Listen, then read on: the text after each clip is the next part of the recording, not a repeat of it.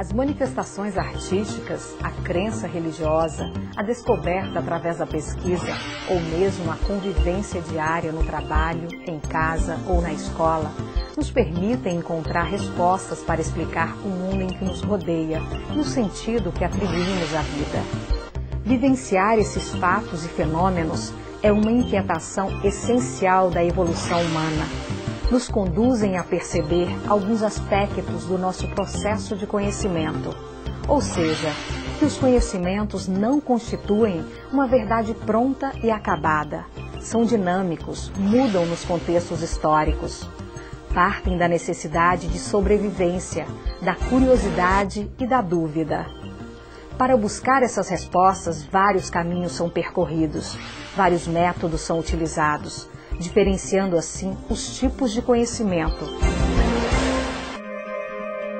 Senso comum. Acho que o nome já diz tudo.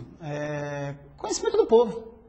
Conhecimento que se tem em uma determinada comunidade, em um determinado grupo de pessoas, enquanto conhecimento humano, mais uma possibilidade de conhecimento humano.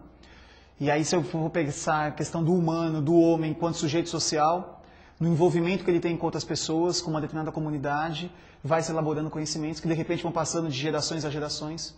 Não há uma sistematização desses conhecimentos. E acho que um aspecto importante é assim, não definir que o conhecimento popular está em descrédito, né? Essa questão do senso comum. Tudo é senso comum. As pessoas têm realmente uma ideia do senso comum. Tem uma ideia, que seria uma pré-ideia, a gente pode colocar assim, né? Que não é uma ideia elaborada, não tem um estudo realmente com relação àquilo, né? Conhecimento religioso. O conhecimento religioso, ele nasce do próprio questionamento do interior do homem. Porque o homem é o único ser que pode pensar sobre si mesmo. De todos os seres que nós encontramos, é o único que pode pensar sobre si mesmo e sobre aquilo que está à sua volta, ao seu redor. Então ele não apenas ele contempla o que os olhos podem ver, mas ele também questiona sobre a origem e o destino de todas as coisas. Religião é um termo que vem do latim que se chama religare, né? Então é ligar as coisas com as coisas que são do transcendente. Então o homem não é apenas um ser material, mas ele transcende, né, a si mesmo. Ele vai além do campo da física, ele é metafísico, o homem. Ele vai e busca as respostas fora de si mesmo.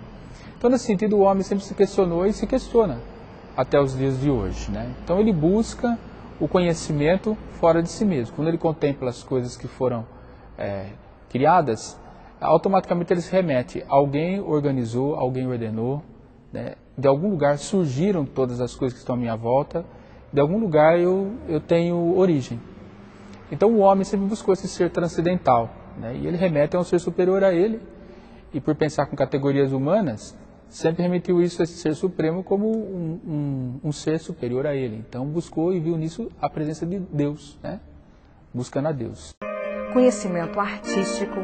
O conhecimento artístico está intimamente ligado à capacidade de observação, à sensibilidade do artista e à intuição.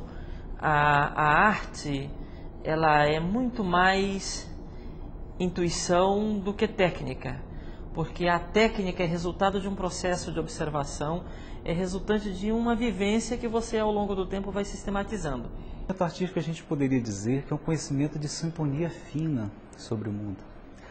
É o conhecimento que não responde ao mundo de uma maneira racional, de uma maneira lógica.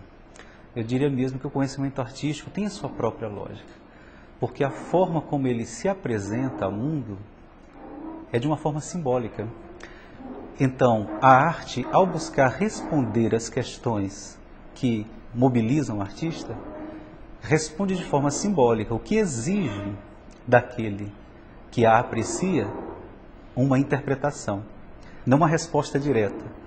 É sempre pela via indireta do símbolo, o que implica dizer que a mobilização da arte em relação a nós não é necessariamente na racionalidade, mas nos sentimentos e nas emoções. Conhecimento filosófico.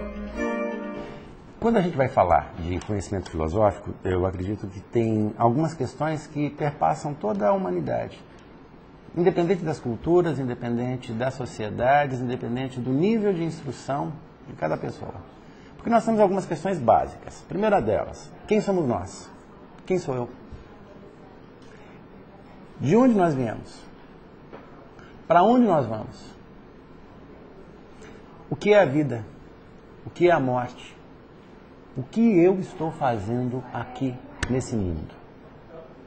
Então, o conhecimento filosófico ele vai trabalhar com a experiência, observando, vivenciando e tentando, pela razão, entender e conhecer